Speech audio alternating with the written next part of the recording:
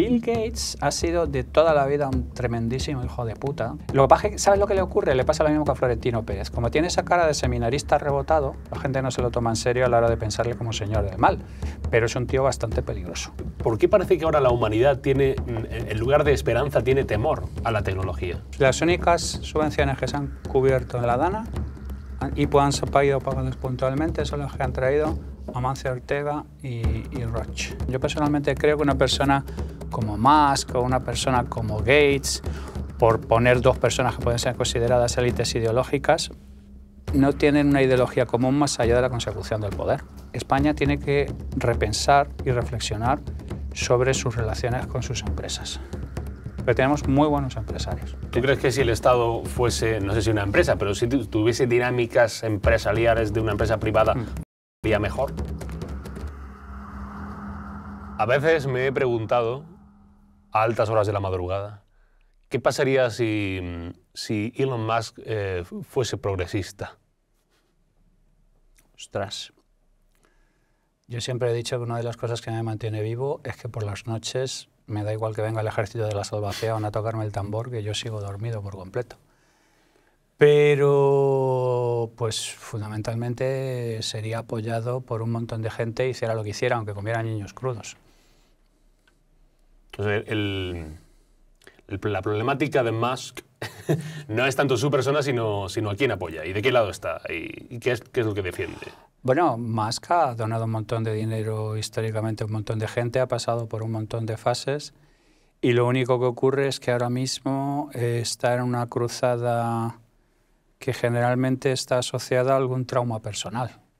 O sea, me explico, él tenía un hijo trans, el tema le ha afectado bastante, se ha metido en una cruzada particular, pero no es muy diferente de Ayn Rand. Ayn Rand viene de Rusia y a su padre le roban delante de su jeta a los comunistas la farmacia que tiene y a partir de un trauma uno puede construir una identidad. Entonces uno no tiene pinta de que el Musk de PayPal fuera una persona particularmente reaccionaria ni nada por el estilo, pero el Musk actual evidentemente es un hombre en una misión y tiene unas coordenadas muy específicas que alteran mucho a un montón de gente. Sí, cuando algunos dicen deberíamos poner coto a que los grandes empresarios tecnológicos opinasen de política o se intrometieran o incluso en el caso de Musk, que con cargo en la administración Trump, que está por ver un poco qué supone o qué significa claro, que muchas veces, o al menos la reflexión que yo hago es, entiendo que esta reflexión se hace ahora por parte de alguna gente, no antes. A ver, yo consideraría esto correctamente siempre que reciprocáramos y no dijeran gilipolleces como que habría que montar un Amazon español o cosas por el estilo. O sea, yo considero que las cosas, para plantear temas, tiene que haber una justa reciprocidad al otro lado. Y además ya sabes que injerencia siempre es cuando a mí no me viene bien, todo lo demás es sentido común. Entonces, básicamente estamos jugando a Carl Smith. Estamos en la era de Carl Smith. Sí. Las coordenadas son amigos y enemigos, nunca es el qué, siempre es el quién, y defenderemos absolutamente cualquier cosa que nuestro amado líder diga en un sentido o en otro, y las posiciones son así de tristes y así de poco matizadas. Amazon español o un Twitter español, esto también sea Twitter español, Twitter español, sí. Twitter público. Sí. Yo inventé, inspirado en el pellón de la Expo, inventé el Amañol, que es el Amazon español, que son 10 millones de euros lanzados en gilipolleces. Entonces, básicamente, una iniciativa pública de estas características lo que tienes que calcular es el número de amañoles que se va a llevar alguien. Y ese alguien puede pertenecer a determinados círculos familiares, personales, de determinadas personas en el poder, y en España no sé cómo irá el Producto Interior Bruto, bueno, mentira, sí lo sé, pero el producto de Amañoles está en máximos históricos. Sí, siempre que se crea un nuevo organismo, al final siempre hay unas dietas que dar. Unas dietas que dar, puestecito. Unos sueldecillos públicos, una historia puesta, al cuñado que es un inútil, ¿dónde lo coloco? Este tipo de cosas. Me gustó mucho, no sé si tú eres consciente de, o si sabes de esta noticia que a mí me dejó flipado. Un señor que se llama Ernesto Gasco, que era alto comisionado para la pobreza. Hubo un cambio de pareceres y le pusieron de presidente del hipódromo de la Zarzuela. Lo veo. Veo un reciclaje perfectamente lógico. Lo veo ¿Cómo se puede pasar de una cosa a otra? Tú lo que ocurre es que estás mirando todas estas cosas con el limitante prisma y la lente de la racionalidad, que es un lastre para entender este tipo de circunstancias. O sea, estamos en la era de la pantomima, entonces todo este tipo de cosas son absolutamente normales. Lo mejor fue que Gasco sustituyó en la presidencia del Hipódromo de la Zarzuela a Maricha Ruiz Mateos, que era... Anteriormente había sido jefa de prensa del PSOE. Sí. O sea, todo es una cosa maravillosa. Pero es que es el poder de la amistad. Es que otra cosa que estás negando es el poder de la amistad digamos, como fuerza regeneradora, transformacional y que de alguna manera es capaz de redimir cualquier tipo de pasado, por turbio que este parezca. ¿Las élites tecnológicas tienen ideología o tienen una ideología mayoritaria? Cuando se habla de las élites de California, las élites de... A ver, el concepto de las élites es que la élite es, por definición, o teóricamente, la gente que está por encima del mortal, de la plebe, del hoi polloi, de la gente de a pie, sí. De a pie, ¿no? El problema es que las élites anteriores eran élites, bien sea económicas, bien sea muchas veces iba asociado con élites intelectuales. Digamos que de alguna manera había una especie de criterio objetivo detrás de ello que llevaba aparejado un noblesse oblige, este francés de nobleza decir, obliga. Exactamente, nobleza obliga y una especie de compensación y cosas por el estilo. El problema fundamental es que la mayor parte de las nuevas élites no están sometidas a ese pesado lastre que suponía el hecho de venir de una serie de estructuras en las que de alguna manera se tenía en cuenta que había que tener una cierta conmiseración con los que están por debajo. Entonces, las élites tecnológicas, por regla general, tienen una ideología que tiene que ver con su misión. O sea, y su misión fundamentalmente es conseguir hacer cosas nuevas y muchas veces conseguir hacer dinero. Entonces tienen tanta ideología como esa ideología apoye el propósito de su misión. Yo personalmente creo que una persona como Musk o una persona como Gates, por poner dos personas que pueden ser consideradas élites ideológicas, no tienen una ideología común más allá de la consecución del poder. Entonces, personalmente, si consideramos la consecución y la obtención del poder, eso sí que de alguna manera aglutina a todas las élites habidas y por haber. Pero desde una posición ideológica no creo que... O sea que si lo que toca en ese momento, o lo mayoritario, es ser más woke, sí, pues se es más woke. Si toca dar el pendulazo para el otro lado, absolutamente, para el otro lado, porque lo que importa es el poder, la pasta. Inmortales palabras de Pepe Hidalgo, el padre de Javier Hidalgo, yo soy de los que ganan. Y era una persona que lo tenía clarísimo en ese momento y hay un montón de gente cuya principal labor es saber de dónde rola el viento y saber dónde poner la vela, y eso es histórico. Gente muy buena en eso, ¿eh? Sí. Es una skill, sin duda alguna, una habilidad como otra cualquiera. Muy buena. Así que es un hándicap tener principios. Sí, de hecho es un lastre. Por regla general es un lastre a corto plazo, sí. A largo plazo hay mecanismos prosociales que terminan compensando esto. Yo siempre digo que el principal driver para ser buena persona es la autopreservación, porque todavía hay ocultos una serie de mecanismos prosociales que hacen que de vez en cuando cojas a un Ceausescu y lo fusiles y cosas por el estilo, ¿no? O sea, ahí todavía están subterráneos más o menos enterrados. Entonces, a corto plazo creo que es un lastre, a largo plazo yo creo que paga. Esperemos que pague, Hay que intentar que pague. Bueno, antes de empezar, esto es prólogo de la entrevista, esto es prefacio. Perfecto. Dices, ¿sale la entrevista? Sale la entrevista, pero esto es prólogo. Prólogo hasta que no diga bienvenido a... Un hors d'oeuvre, que dicen los franceses. A ver, preguntamos por la religión, estando en el purgatorio. Perfecto. ¿Cuál es la relación que tienes con la fe o con la religión, entendida de la manera en que yo soy ateo agnóstico. O sea, quiero decir, ateo porque no creo en Dios, agnóstico porque no tengo gnosis, conocimiento como para poder aseverarlo de manera absolutamente rotunda. Sin embargo, como he contado en alguna ocasión, por ejemplo, yo acudo con mi mujer a las reuniones de grupos católicos, porque ella es una fervorosa católica, yo he educado a mis hijas en el catolicismo, y siempre digo lo mismo, una cosa es que yo tenga mis creencias particulares y otra cosa es que yo no sepa quiénes son los míos y a quién culturalmente pertenezco.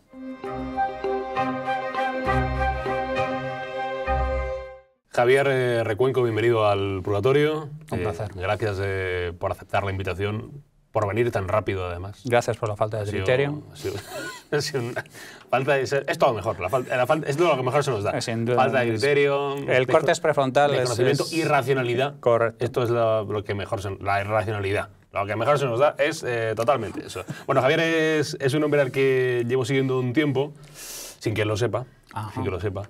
Siguiendo siguiendo en entrevistas, siguiendo en donde habla y lo que cuenta. Aún teniendo una distancia abismal entre ambos, digo, no porque haya nada malo, sino porque él se dedica a una serie de cosas que a mí me son realmente muy desconocidas. O sea, materia ignota, terra ignota. Terra ignota, sí. Ixum draconis. Exactamente, o sea, él es ingeniero informático, ha trabajado también en el tema de administración de empresas, asuntos de resolución de problemas complejos. Inteligencia artificial también la conoce, está en la que es en tercera o cuarta ola de inteligencia artificial todavía. Correcto. Y ahora estamos todavía uno ya flipando con este ChatGPT, ahora hablaremos de todo eso. O sea que maneja muchas, aparte es una persona con altas capacidades, que se dice. Esto es superdotado, ¿no? Sí. Superdotado. Sí. O sea, imaginen ustedes, háganse de verdad, pónganse en mi piel, que yo soy un pobre chiquitín, un chico de provincias, un granaíno venido a la capital. No como yo, que vengo de las altas castas coronadas de Europa, No, pero... que estábamos todos en Cuenca. Estaban todos en Cuenca con mi padre, el destripaterrones que se vino aquí. Entiéndeme, yo hice periodismo, que eso es como... No vale ni una asignatura de ingeniería informática. La gente que presume de sacarse periodismo, esto me van a matar los compañeros, pero el periodismo se lo puede sacar con cualquier persona. Una cosa tan noble como otra cualquiera. Una cosa noble, pero mucho más fácil que ingeniería informática. O sea, pero tengo muchas ganas de hablar con él, porque sabe de muchas cosas. ¿Por dónde empezamos? Tengo mil temas. A ver, lo de las altas capacidades ya me interesa esto. Sí. Porque igual he estado con otra persona que sea superdotada, pero no lo sé o no lo he sabido. ¿Tú cuándo te das cuenta tú o te das cuenta tus padres de que tienes una serie de capacidades mayores que la media? Mis padres no fueron particularmente conscientes del asunto y yo tenía una cierta intuición ya desde muy pequeño. De hecho, siempre cuento que tomé contacto con Mensa, la Asociación de Personas con Alta Capacidad, leyendo viejos libros de selecciones del Reyes Digest que compraba mi padre. Mi padre tenía una manía muy curiosa, que era comprar libros de Lance para no leer ninguno. Al final me los terminaba calzando yo todos. Y conocí esa asociación y yo tenía una sensación de pertenencia, pero nunca explicitada ni nada por el estilo. O sea, sí, tenía muy buenas notas y... O sea, pero no había una conciencia de nada parecido. Y entonces, esto te estoy hablando con 10, 11 años. Entonces luego ya cuando yo tuve 20 y pocos años, me dio por pensar si la asociación en cuestión seguiría en marcha y si podía ser un sitio interesante donde ir. Y en el 92 entré en Mensa España, cuando cabíamos en un ascensor. Yo de hecho soy el socio número 115. Porque no hubo Mensa España hasta 1984. Mensa, para que la gente no lo sepa, digo, perdón. Mensa es la asociación más grande de superdotados intelectuales del mundo, ¿vale? O sea, fundada en Reino Unido y con pues, un montón de prácticas alrededor del mundo, ¿no? Mensa España se funda en 1984, de hecho ahora se celebraba, el año pasado se celebró el 40 aniversario. Y bueno, pues eso, entré allí y luego pues hemos ido dando un montón de vueltas, pero no era algo de lo que mis padres fueran conscientes, ni era algo que se hablara sobre el asunto. Bueno, de hecho todavía se sigue sin hablar del tema con una cierta naturalidad. Yo siempre he dicho que, por ejemplo, tenemos muchísimo que aprender del colectivo gay, tanto en cuanto de asumir que lo que nosotros hacemos al final del día es parte de nuestra identidad, no nos define por completo, pero es parte de nuestra identidad. Y no es una cosa que exhibir, pero tampoco es una cosa de la que avergonzarse.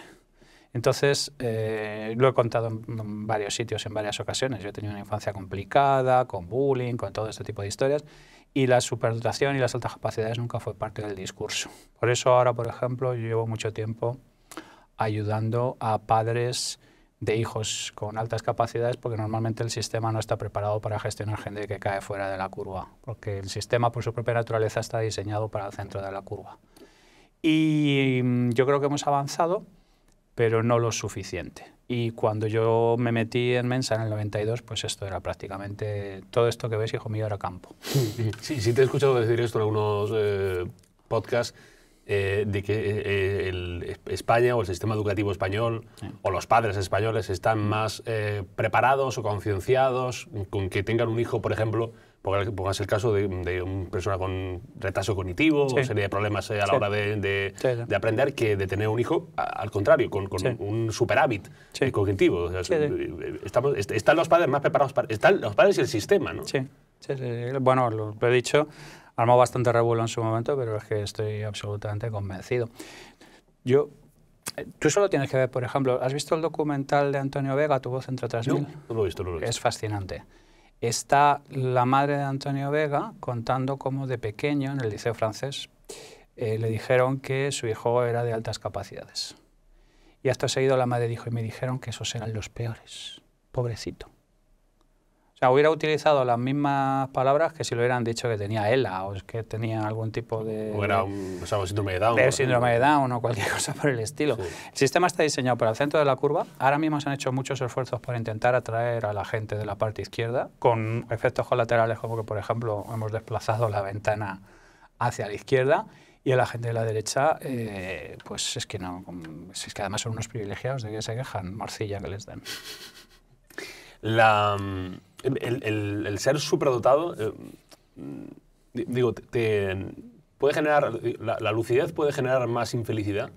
Sí, lo único que ocurre es que yo no me compro. Hay un montón de teorías de demasiado listo para ser feliz y cosas por el estilo. No, en realidad no es eso. En realidad es que es un factor que complica tu socialización.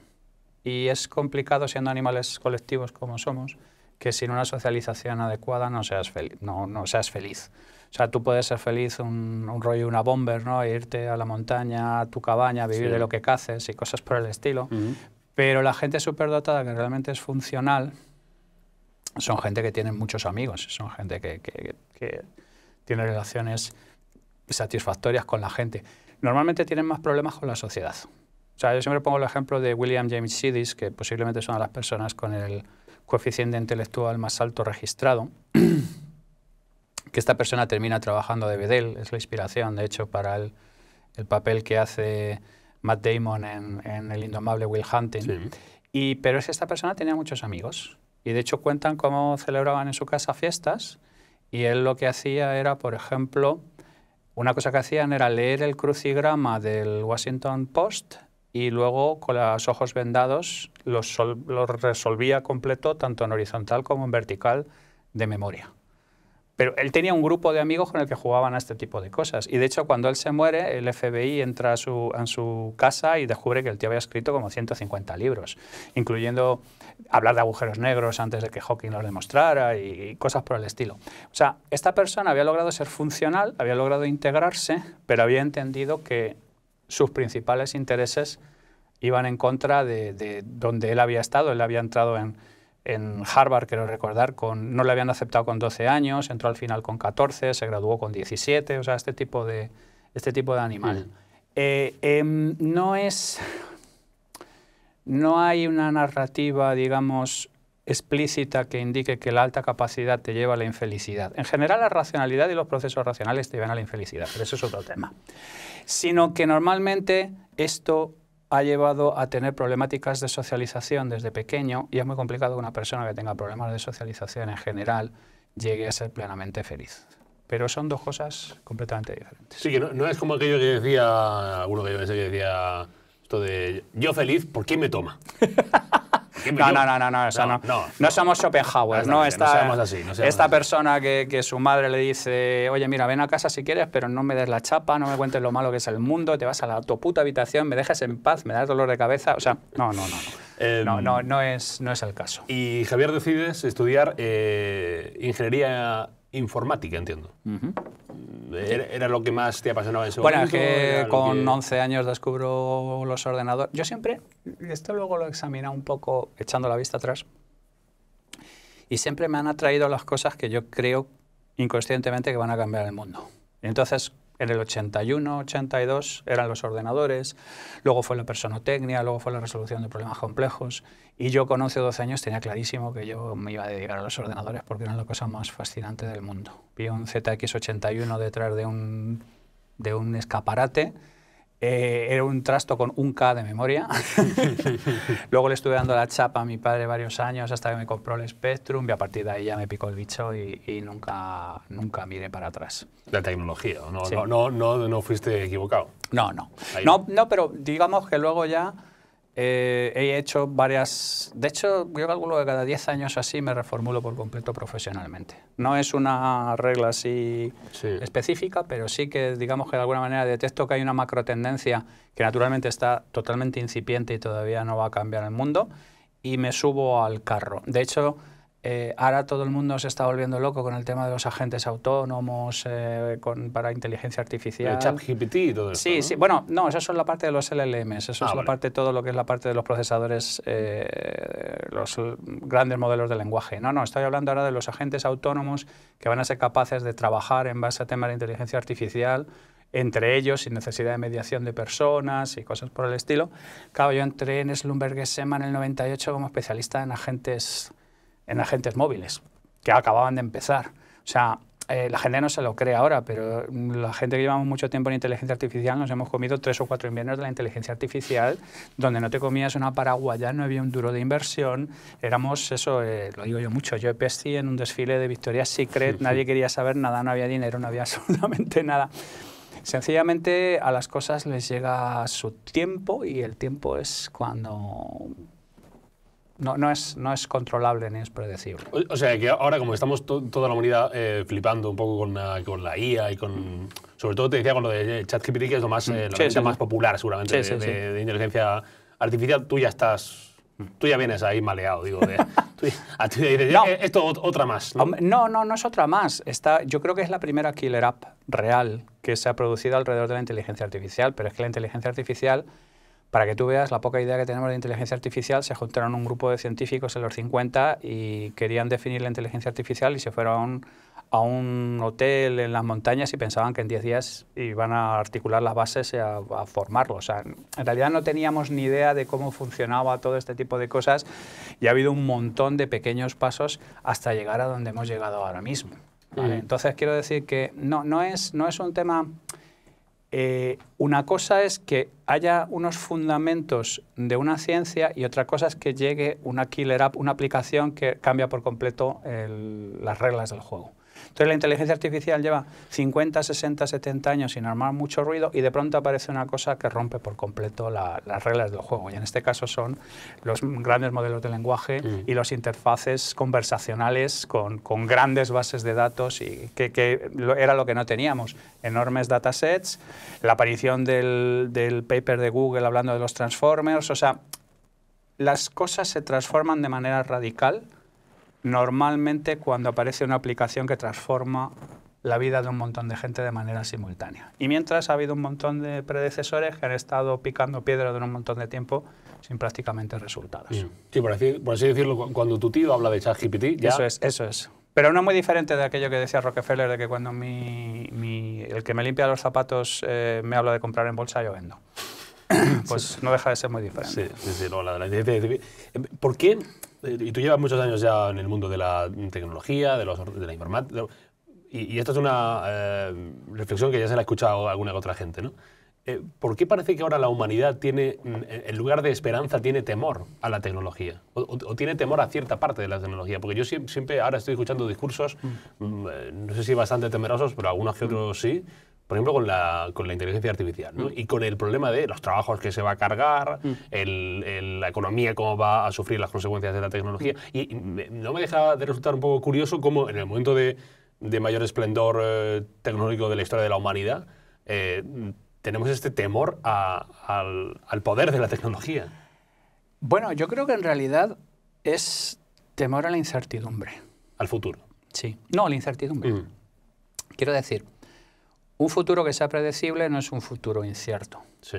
Un futuro que no sabes qué te va a traer es algo que nos provoca un trigger muy importante en el cerebro. Yo siempre comento que tenemos la última actualización, el último parche que nos instalaron en el cerebro de hace 50.000 años y en él se penalizaba muchísimo la incertidumbre y somos gente que no nos gusta la incertidumbre. Y entonces ahora mismo estamos en tasas de máxima transformación, ¿vale? Como ocurrió en otro momento dado, que fue con la revolución industrial, porque ocurrieron varias cosas al mismo tiempo, lo que yo llamo los atractores.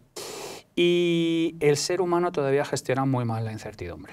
Y entonces el problema fundamental que trae la inteligencia artificial, que a mí me parece fascinante, es que nos enfrentamos por primera vez a un evento transformacional en el que estás más seguro si eres un fontanero que si eres un abogado.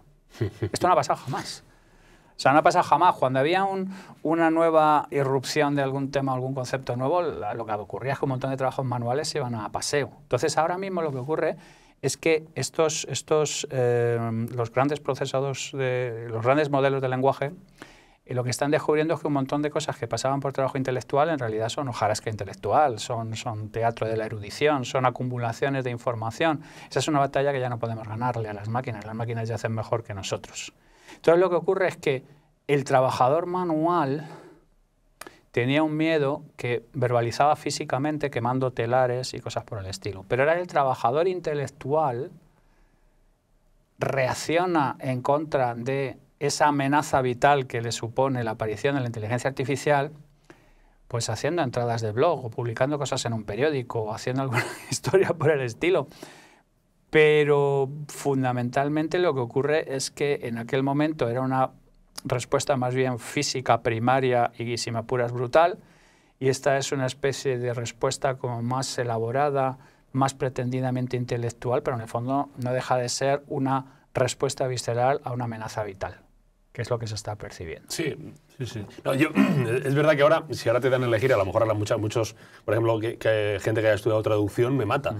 Pero si te dan a elegir, si tienes a un chiquillo o una chiquilla, ¿no? Si te dan a elegir entre estudiar traducción de lengua inglesa o fontanería, no hay mucha duda en qué elegir, ¿no? No hay mucha duda. No hay mucha duda en qué elegir, ¿no? Y fíjate además que yo lo que hablo también es que las jerarquías sociales asociadas a determinados conocimientos van cambiando con el tiempo. O sea, yo pongo, por ejemplo, siempre que los ingenieros de caminos en época de Franco eran unos semidioses. Había un catedrático que decía que un ingeniero de caminos tenía que ir siempre bien vestido, que no sabía cuándo le podían dar un premio. Y ahora mismo son gente que la mitad de ellos han tenido que emigrar y que soportan unos paros bastante importantes. O sea, que lo que la gente siempre está alterada y el statu quo siempre está alterado es con la alteración de la jerarquía de las cosas. Y ahora mismo estamos viendo que una cosa es que las máquinas nos ganen el ajedrez, que no es algo importante, y otra cosa es que las máquinas hagan 3 veces mejor que tú un trabajo de un trabajador pretendidamente intelectual que se está llevando 70.000 o 80.000 euros al año. Ahí ya estamos jodidos. Ahí ya el peligro ya no es la supervivencia de una familia. Ahí el peligro es que unos miembros, como hablábamos antes, del mandarinato intelectual, están siendo expuestos a que realmente lo que hacen no es particularmente intelectual, sino que tiene más que ver con una acumulación de conocimientos que ahora mismo, insisto, no podemos competir con las máquinas en obtener información, categorizarla y presentarla de una manera efectiva. Sí, también es casi una victoria un tanto poética ver a los que antes eran el lumpen, o sea, el fontanero, el chapista, el que te pone la tuerca bien, el que te pone la ventana, el que te coge el aluminio y te lo tal, antes que el abogado, el notario, el es que en realidad periodista. A la hora de evaluar un tema, lo que tienes que mirar es el coste de sustitución. Entonces, yo no tengo ningún problema con ver robots que dan la vuelta a hamburguesas si cuestan 100.000 euros y su reemplazamiento humano es una fracción de un coste. Pero el problema fundamental es cuando tienes estas cosas que te cuestan 20 euros al mes, que te pueden dar el trabajo de algún escritor mediocre o de alguna persona que construya slides de manera mediocre o de cosas por el estilo. Ahí sí estamos fastidiando, subvirtiendo un poco, digamos, de alguna manera el orden natural de las cosas. Entonces la gente está particularmente nerviosa, pero porque se está subvirtiendo de algún modo una serie de jerarquías que llevan constituidas siglos, sobre todo el mandarinato intelectual. Bueno, y las universidades. Bueno, las universidades, exactamente igual. Las universidades, en algunas universidades va a llegar la inteligencia artificial a su tope más y van a seguir dando cómo se abre un blog. En algunas, Pero claro, es que tú ten en cuenta que esa gente, yo se lo digo mucho a mis compañeros académicos y me llevo tengo tremendas discusiones con ellos. Digo, mira, tu asignatura la está dando mejor una persona en Coursera, mejor hecho que tú, con bastante más garbo que tú, porque tú particularmente no eres bastante buen comunicador. Y entonces al final del día tu labor y tu única labor ya no es como vehículo de transmisión de conocimiento, sino como vehículo de liderazgo y de creación de interés alrededor de la asignatura en cuestión. Porque para todo lo demás está Internet y para todo lo demás está ChatGPT y todo este tipo de cosas. Luego estamos introduciendo otra serie de cosas que es, estamos alterando de manera dramática los procesos tradicionales de aprendizaje. Los procesos de construcción de bloques mentales, de bases sobre las que construimos cosas más sofisticadas. El 50% de todo K-12 es primaria y secundaria en Estados Unidos. Utiliza diariamente ChatGPT, la inteligencia artificial, es indetectable, es... gente como Ethan Mollick está empezando a preocuparse sobre si esto va a producir una generación que no va a ser capaz de aprender a hacer cosas como es debido. Ya están llegando informes y papers de gente que llega a primer curso de universidades de élite que no son capaces de tener una lectura creativa, ni son capaces de tener comprensión lectora, ni son capaces de articular ideas de manera elaborada. O sea, estamos ahora en una primera iteración de una serie de cosas que no sabemos cómo van a terminar ni qué va a ocurrir. Pero es que siempre pasa igual. Cuando los laboratorios Bayer descubren la heroína a principios del siglo XX, lo metieron en jarabes, ¿no? Hay un jarabe de Bayer que era maravilloso contra los resfriados, claro, normal. O sea, te dabas una cucharada y te subías al techo. No sabemos todavía qué es lo que va a ocurrir. Estamos testeando. Estamos testeando. Pero también es un momento muy... Sí. Hombre, eso es maravilloso. Muy bonito, muy bonito. Eso es maravilloso para los que hemos vencido ese miedo atávico que tenemos a la incertidumbre y disfrutamos de no saber muy bien qué es lo que va a pasar mañana. Pero, insisto, la inmensa mayoría de la gente está programada en contra de esto, con lo cual ahora mismo estamos en máximos de consumos de ansiolíticos, benzodiazepinas y lo que haga falta, porque la gente está... Nuestros cuerpos están inundándonos en cortisol porque gestionan muy mal el hecho de no saber realmente si es que vamos a trabajar mañana o de qué vamos a hacer o qué es lo que vamos a hacer. Una vez que tú ya has trascendido a eso, esto es divertidísimo. Hay que abrazar la incertidumbre. Exactamente. No, es que no hay otra manera. Sí. Quiero decir, no hay alternativa. Tienes que abrazar la incertidumbre porque no hay más alternativa que eso. Bueno, veremos. También estás, bueno, o has estado al menos en algunas empresas, en la administración de empresas, colaborando con ellas, intentando ayudarlas a los... no sé si, y esta es una pregunta muy general, las empresas en España están preparadas para este salto tecnológico, están adaptadas. Si hay una gran distancia entre empresas privadas y las empresas públicas, o sea, el Estado, ¿tú eso cómo lo ves? Yo no, o sea, yo he intentado muchas veces, vamos incluso a prescindir de momento de la parte de la tecnología, ¿vale? Yo me dedico a resolución de problemas complejos. Y ahora mismo en España nos estamos enfrentando a multitud de problemática de orden complejísimo.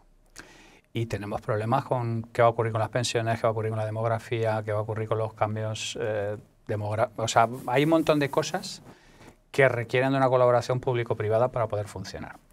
Yo he trabajado mucho con grandes compañías, no tengo ningún problema en moverme en un consejo de administración, sé cómo son los incentivos, pero claro, una administración, su incentivo es estar en el poder, no necesariamente es resolver el problema en cuestión.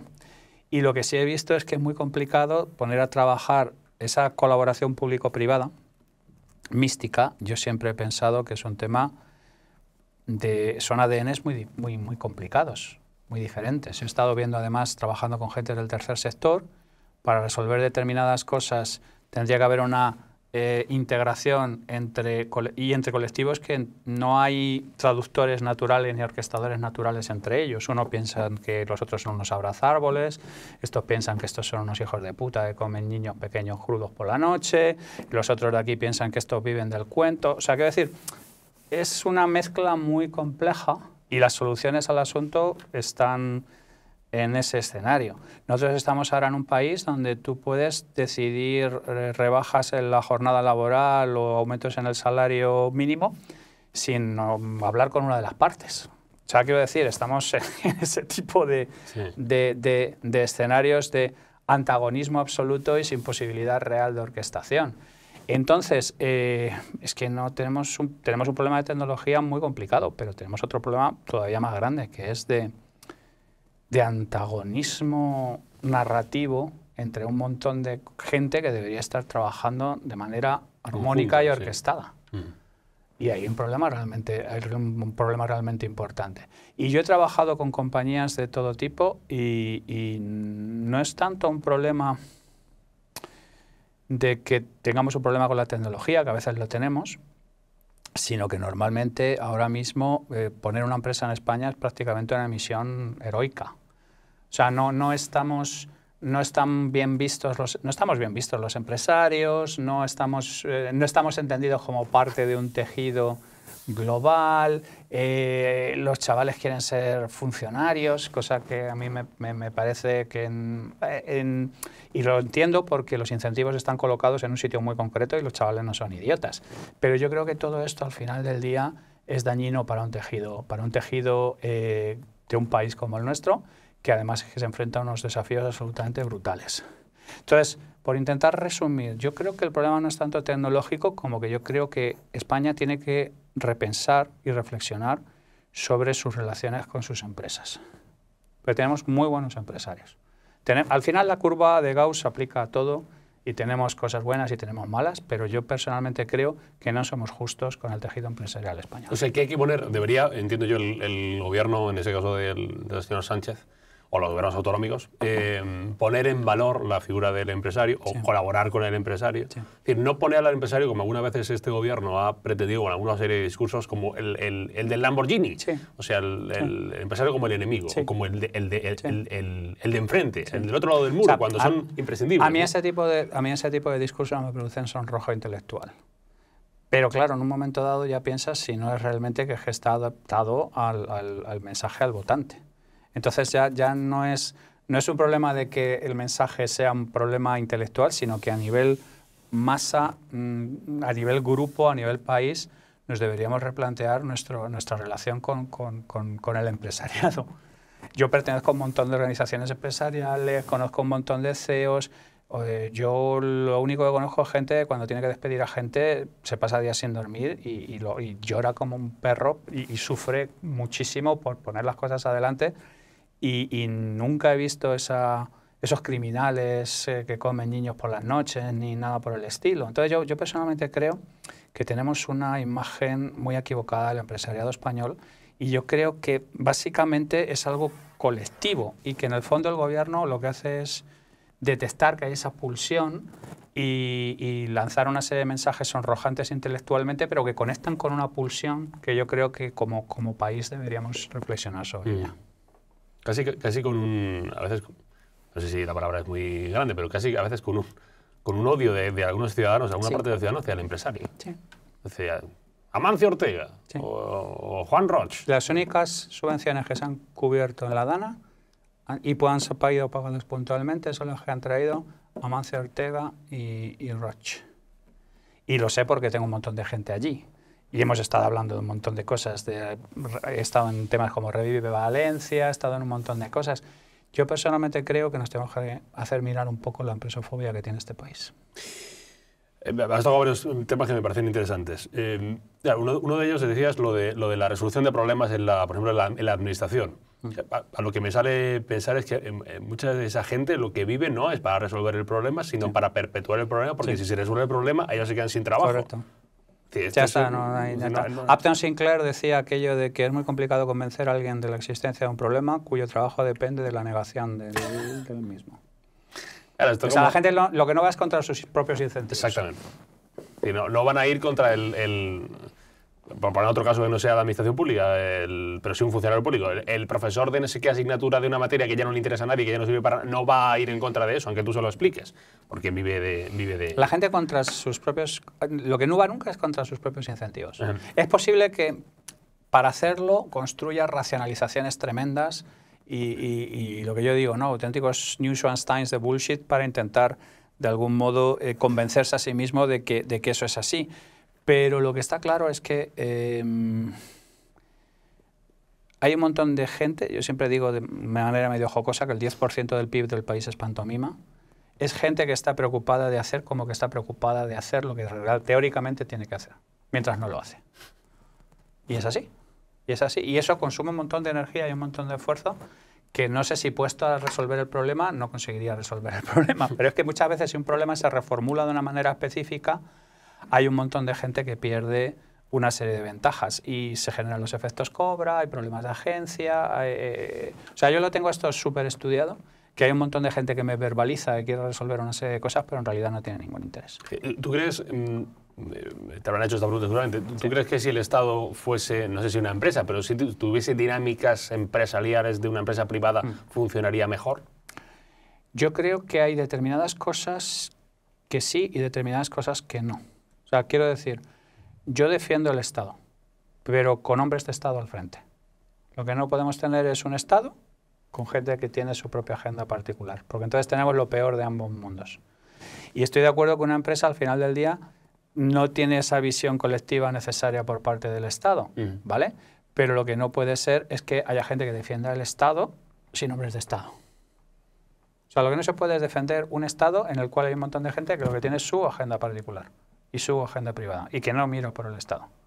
Y uno de los productos colaterales de todos los tiempos en los que vivimos es que los hombres de Estado están prácticamente extinguidos. O sea, son gente que además son apartados por un proceso de selección que hace que esa gente no llegue nunca al poder. Entonces yo no tengo ningún problema con el Estado. O sea, yo tengo un montón de amigos anarcocapitalistas, minarquistas, el Estado es una ruina, el Estado es un... No, yo creo que un cierto Estado debe existir, pero con hombres de Estado al frente. El problema fundamental es que ahora mismo no tenemos hombres de Estado en ningún sitio. Decías lo de los funcionarios antes. Lo mío no es un estudio de campo largo y tal. Y es una sensación particular, pero yo, de mis amigos que están ahora empezando a querer ganarse la vida o pensar en el pan del mañana, te diría que hay una gran mayoría de gente que quiere dedicarse a ser funcionaria en diferentes campos. El profesor de instituto, el policía... Cero reprochable. Ahora mismo el sueldo medio de la gente que trabaja para el Estado es prácticamente superior al de la privada. Y en términos de combatir la incertidumbre que mencionábamos antes, no tiene nada que ver. Entonces, si los incentivos están en un sitio concreto, es cero reprochable que la gente se dedique a eso. Vamos camino de que el mayor empleador de España sea el Estado. Sí. Y que ser autónomo sea... Sí. Bueno, sí, es que todo va encaminado ahí, ¿no? Todo va encaminado ahí. El único problema fundamental es que, como decía mi amigo Ismael, el 80% de todos los presupuestos del Estado los pagan el 19% de la gente que declara. Entonces tú puedes... puede no gustarte el cerdo, pero si lo terminas matando, te puedo asegurar que vas a tener luego una serie de problemas a gestionar sí. que son... Y todavía nuestra presión fiscal, dentro de que está convirtiéndose en algo muy preocupante, no es comparable con la de otros países y todavía eso hace que haya determinado interés en atraer capitales exteriores. Pero claro... luego nos preguntamos por qué Madrid atrae mucha más inversión que Cataluña, o luego nos preguntamos... O sea, nosotros muchas veces se han tomado decisiones en base a principios meramente ideológicos o narrativos que luego han sido contraproducentes desde un punto de vista económico y luego nos preguntamos por qué pasan estas cosas. Entonces, cuando tú tienes al frente de un país una serie de personas que van en contra de los principios más elementales de la economía, pues luego nos podemos sorprender de por qué ocurren las cosas que ocurren. ¿España debería ser fiscalmente, ¿no? Al menos, más como Madrid? ¿O parecerse a Madrid? Sí, sin duda alguna. Sin duda alguna. Es posible, porque una de las cosas que argumentan algunos presidentes siempre es, bueno, es que Madrid tiene la capitalidad... Yo creo haber visto varios... O sea, he visto cosas que es el efecto capitalidad y el Bigfoot. Creo que están más o menos en la misma categoría. La misma dinámica. Está exactamente en la misma dinámica. No, a ver, de hecho, en los 70 Madrid era el sitio más aburrido del mundo, entonces sí estaba lleno de funcionarios, entonces sí era una cosa gris. Y entonces en Barcelona molaba muchísimo y era un sitio donde se juntaba lo mejor de la cultura y lo mejor de todo el universo conocido. Y era un sitio donde realmente estaba mucho más cerca de Europa. Y 30 o 40 años después estamos donde estamos y todas las cifras van en una dirección muy concreta. Yo no soy particularmente fan de ninguna de las cosas que se están haciendo a título personal de las personas que están al frente en Madrid, pero personalmente creo que los resultados de unas políticas y otras cantan la traviata, no es un tema así como para poder discutir al respecto. Bueno, hablemos de redes sociales. Hemos mencionado antes al principio a Elon Musk, el hombre que se compró Twitter por... Creo que son 44.000 millones de dólares. 50 y pico, sí. Así, de hecho, ¿no? se arrepintió. De hecho, un Bueno, juez le tuvo... Claro, cómpralo que lo has firmado. Elon lo has firmado. Y él se echó para atrás. Eso después siempre decimos esto. Lentejas y claro, todo esto. Siempre decimos, no sé si tú lo leías, tipo, es que no sé quién se lo leí. Decimos, guau, madre mía, qué visión. Elon Musk ha cambiado el paradigma de las redes sociales. Bueno, Elon Musk estuvo a punto de echarse para atrás, señores. No engañemos ahora con las cosas. Una de mis frases favoritas de Jobs, que es uno de mis sociópatas favoritos, es una persona que no me gustaría tener de vecino, pero que tenía sus puntos, era los puntos se unen siempre a posteriori. Que eso, por un lado, tiene razón. Tú tienes que tomar decisiones sin tener todo claro, porque estamos rodeados de incertidumbre y si esperas saber todo claro, estás frito. Pero por otro lado, es que la historia se construye siempre a posteriori. Y la historia siempre la hacen los vencedores. Y entonces tú has podido tener suerte en 3 o 4 decisiones específicas y luego ser visto como, y entendido por el resto de la gente como una especie de mesías y cosas por el estilo. Y lo que no se cuenta es que el 50% de todo es suerte. Esto que decía Napoleón cuando le preguntaban, ¿no? Dame general con suerte. Dame un general con suerte. Efectivamente, eso es totalmente cierto. Entonces el poder del azar, que es otra cosa que tú tienes leída, estudiada. Antes de entrar a lo de las redes sociales, es que no sé... Siempre recurrimos un poco, somos pesados en esto de los periodistas, o al menos yo lo soy, con Match Point, el inicio de la película de Woody Allen, que es, porque me parece un ejemplo muy claro, que la gente, cualquiera lo entiende, ¿no? La pelota golpea en mitad de la red y puede caer al lado del rival o puede caer a tu lado. Y es el azar. Correcto. Que es una variante de la incertidumbre, diríamos. Sí. O sea, no, es que en el fondo nosotros tenemos una cosa que es la ilusión de control, que... Los estoicos tenían clarísimo lo que llamaban la dicotomía de control. Hay cosas que puedes controlar, hay cosas que no. Y preocuparte por las que no puedes controlar no tiene ningún sentido. El 50% de todo es suerte. Y el 85% de la suerte es timing, que es estar en el sitio correcto en el momento correcto. Eso es absolutamente impredecible, incalculable. Entonces, la gente... No es un tema de, oye, todo es suerte, pues vamos... No, el 50% tuyo, el que se le ocurra le va mejor que el que no se le ocurra. Sí. Pero hay que entender que no hay una respuesta lineal en trabajo-recompensa. Las cosas funcionan de una manera completamente diferente. A veces es un power law. A veces la gente de Warren Buffett, Berkshire Hathaway y tal se tira 15 o 20 años sin comerse una paraguaya y el dinero real lo hace en los últimos 5 o 10 años. Yo creo que la gente que es capaz de gestionar la recompensa diferida son personas que les va mejor en la vida porque por regla general es muy complicado tener suerte. Y hay gente cuyo único mérito en la vida es haber estado en el sitio correcto, en el momento correcto, en varias ocasiones seguidas. Y con eso te puedes hacer una carrera. Pero es que hay gente que también le entra dinero por la lotería. Pero es que en la gran curva es un tema minoritario. Entonces, yo siempre me cabreo con esa dicotomía de jugar bien o ganar. No, si juegas bien normalmente ganas. ¿Vale? Entonces, haz tu parte. Pero entiende que la suerte es un factor. Me ha gustado esto de... Bueno, me gusta la frase de es muy complicado tener suerte. Sí. Es muy complicado tener suerte. Como decía Woody Allen, ¿no? Me ha costado 20 años tener éxito de la noche a la mañana. Sí, es así, es todo así. Sí, totalmente. No le concedemos el valor a la suerte porque cuando nos sale bien queremos pensar que es mérito nuestro y cuando nos sale mal queremos pensar que no hemos tenido suerte. Bueno, hablemos de las redes sociales, como decía, mencionabas antes a Elon Musk y a X, que ahora se llama X, antes era Twitter, que es verdad que la llegada de Musk supuso, al menos para la red social Twitter, que yo sigo andando en Twitter, X no me gusta como nombre, pero bueno, es X o Twitter, como quieran llamarlo, una especie como de cambio, al menos o eso es lo que él pretendía, en los discursos que se pretendían dar en la red social e intentar eliminar como cierta censura previa o censura posterior de los mensajes o la eliminación de... O sea, un poco la apertura de compuertas, que es a lo que ha llevado a mucha gente a decir, pues ahora hay muchos más discursos de odio y muchas, bueno, como si antes no hubiese discursos de odio, quiero decirte. Pero parece que esto ahora lo ha copiado o lo va a copiar la meta de Zuckerberg. Y esto es Facebook, Instagram, ¿Qué más cosas? Tiene Meta, WhatsApp. WhatsApp. Todo esto, que lo que va a decir, o al menos en las redes sociales, es como también un poco, oye, copiamos un poco, vamos a copiar lo demás. No sé si me he explicado bien. Sí, perfectamente. En esto. ¿Notas un cambio de paradigma en las redes sociales con este nuevo cambio de... A ver, es que hay dos cosas.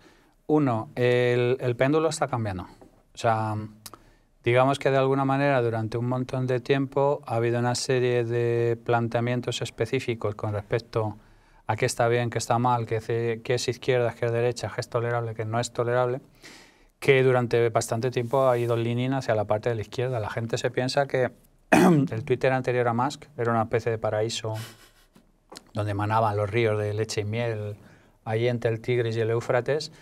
Y no, en realidad es que había un montón de gente trabajando por detrás generando un bias específico. Zuckerberg, que ahora sale...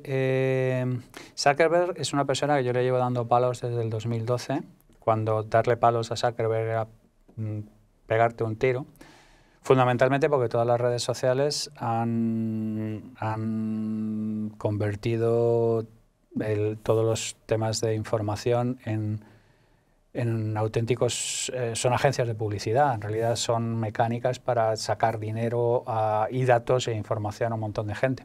Pero Zuckerberg lo que se da cuenta ahora mismo es, a mí me gustaría saber cómo Zuckerberg puede justificar que durante 13 años ha dicho que no había ningún tipo de bias, ningún tipo de sesgo en Facebook y ahora dice que no, que en realidad vamos a... O sea, yo personalmente, él ha movido su compañía a Texas, se ha ahorrado 500 millones de dolarazos y yo creo que es mejor discurso y más acorde a por dónde están soplando el viento, decir que va a liberar esto un poco.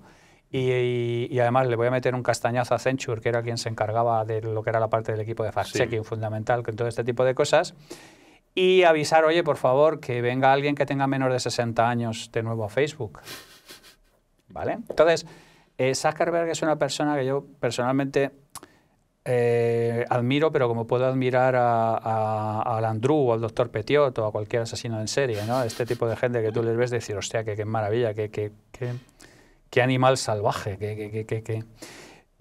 pero en el fondo Zuckerberg no es sincero y Musk, que puede estar chiflado y puedes tener muy poco tacto y puede ser un autista, yo creo que es un Asperger, pero es honesto y sincero en lo que plantea y en lo que defiende. Es más una persona en plan... Lo ves venir. Sí, lo ves venir. Es un man on a mission. Tiene una serie de cosas muy claras y ejecuta. Y es que esa gente que es un man on a mission, ojito con ellos, ¿eh? O sea, ten cuidado con la gente que tiene una historia metida entre pecho y espalda porque va a pasar por encima de lo que haga falta. Entonces... un montón de gente se ha ido a Blue Sky buscando esos sitios llenos de leche y miel, la pradera y cosas por el estilo. Parte, por ejemplo, de la comunidad CPS se ha ido para allá y entonces yo me he ido para allá porque... CPS, perdón, es la... Complex Problem Solving, toda la gente que nos dedicamos a todo esto y tal. Pero es que Musk lo dice... la opinión pública tú antes la controlabas levantando el teléfono y haciendo media docena de llamadas. Y ahora la opinión pública está ahí fuera. Y ahora mismo, por ejemplo, cualquier periódico, cualquier fuente de información que no tenga una fuerte presencia en redes y que sea capaz, digamos, de alguna manera de crear opinión pública en redes, no está en ningún sitio. Y entonces yo creo que sobre todo lo que hay es una tremenda pelea entre el statu quo existente del legacy media y lo que hace Musk, que yo personalmente creo que ha sido esa mezcla. Yo creo que ha tenido mucha suerte en varios momentos. Yo personalmente creo que es un tío muy inteligente, pero no es tan inteligente como se cree que es. Pero lo que sí es una persona que gestiona la incertidumbre divinamente y gestiona los riesgos divinamente. Cualquiera de nosotros, el 90% de la gente, recibe el dinero de PayPal y se va a tostarse las narices debajo de una palmera, en una playa. No, él se lo vuelve a jugar, se lo vuelve a hacer. O sea, es una persona que nos ha devuelto las ganas de querer hacer grandes cosas. ¿Sabes? Zuckerberg, digamos, su misión es forrarse y comprarse el cuarto yate y el quinto. O sea, no es una persona que tú digas que sea inspiradora, pero más que en cada chorrada que hace es decir, oye, bueno, vamos a Marte. O sea, aunque no lleguemos a Marte, nos está planteando una serie de desafíos que mueven la humanidad hacia adelante, ¿no? Sí, el que tiene un porqué ya encontrará el cómo. Eso es, sí, exactamente. O sea, aquello que decía Buzz Aldrin, ¿no? En una portada legendaria de Wired, ¿no? De me prometisteis coches voladores y me disteis Facebook. O sea, yo eso sí se lo veo a Musk. Entonces, ¿qué es lo que ocurre? Que ahí se ha visto en público lo que llevaba ocurriendo siempre por debajo de la mesa, que es la pelea por el control del relato. La pelea cultural que dice Milei, o todas estas manifestaciones diferentes de decir, oye, ¿quién es el que impone qué está bien, qué está mal, qué está en un sitio, qué está en otro? Que ahora mismo hay una serie de gente que lo que ha hecho ha sido destapar ollas y que se vea claramente dónde se están peleando las cosas. Entonces, claro, yo me descojono cuando dicen que es intolerable que Musk venga a ingerir en... Perdona. George Soros, el otro, el de la moto, Rusia influenciando a Alemania desde hace un montón de tiempo. O sea, a lo que la gente le cabrea siempre es el relato que no coincide con el suyo. Y todo lo que funciona a favor de su relato es total y ok, todo lo que funciona en contra de su relato es una injerencia intolerable. Y entonces yo personalmente creo que X, Twitter o como lo queramos llamar, en el fondo es como una especie de pequeño ventanuco por el que podemos mirar algo que siempre ha ocurrido debajo de la mesa, que es la pelea por el control del relato. Y ahora mismo está en pleno fragor, con todo el mundo sacando sus cañones y con todo el mundo intentando que su facción gane la batalla cultural. Claro, no sé si con el paso del tiempo, si quieres más agua te traemos.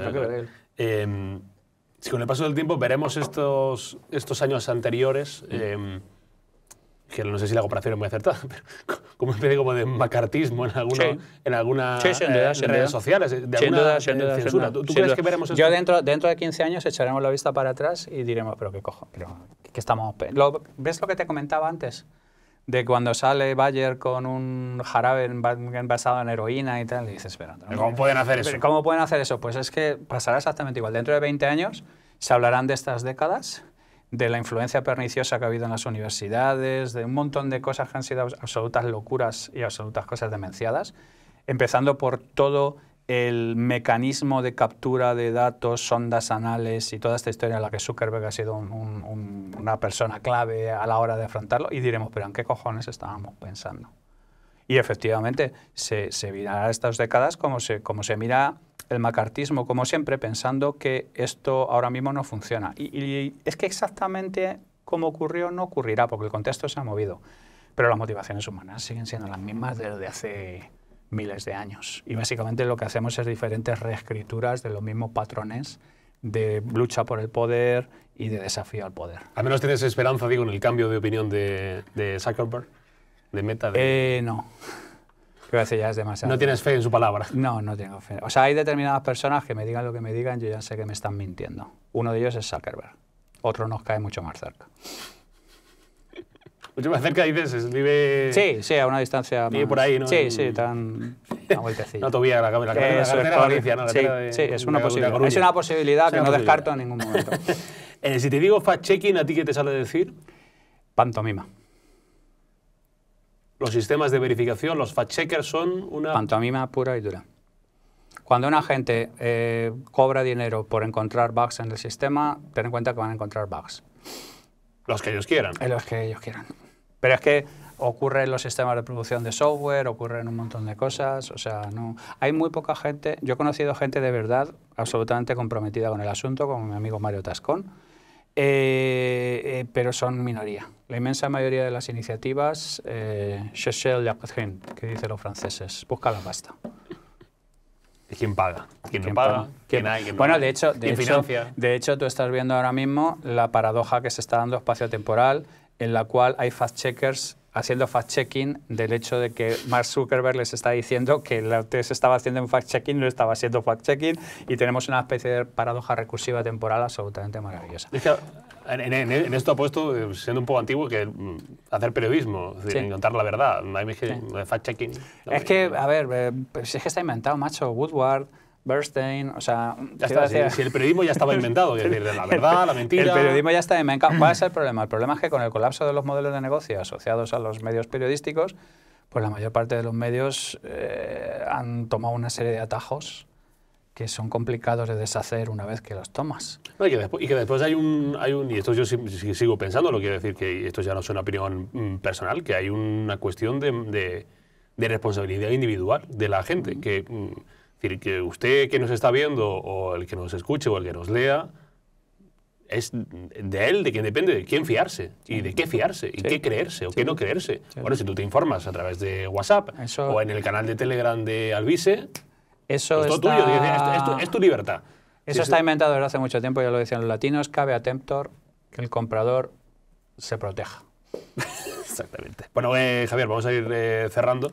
Antes de ir cerrando, te he escuchado esto y me parece muy interesante antes de cerrar sobre el relato que has dicho. Sí.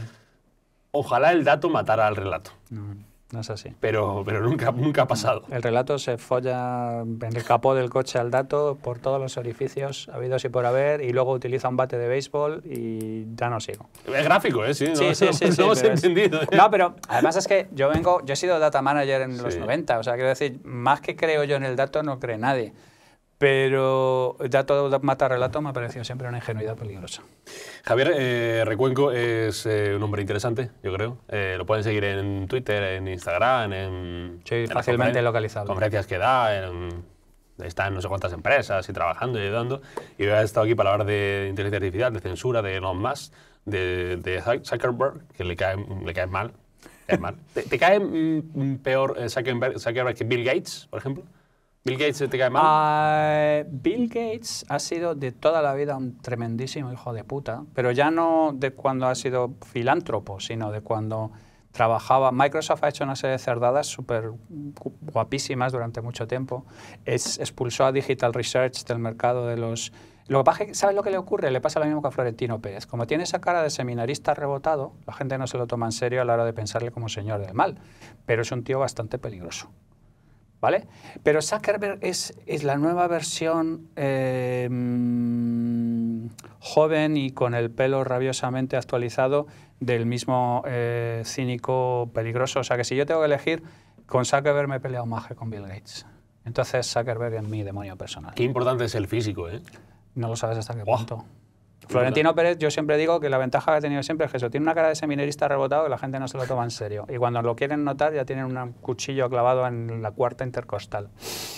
Bueno, el físico, las apariencias, la voz, el tono, básico. Esto es básico. Bueno, Javier, que gracias por venir al Purgatorio. Un auténtico placer. Ha sido un encanto charlar contigo y conocerte, que quede con Dios. E igualmente. Gracias.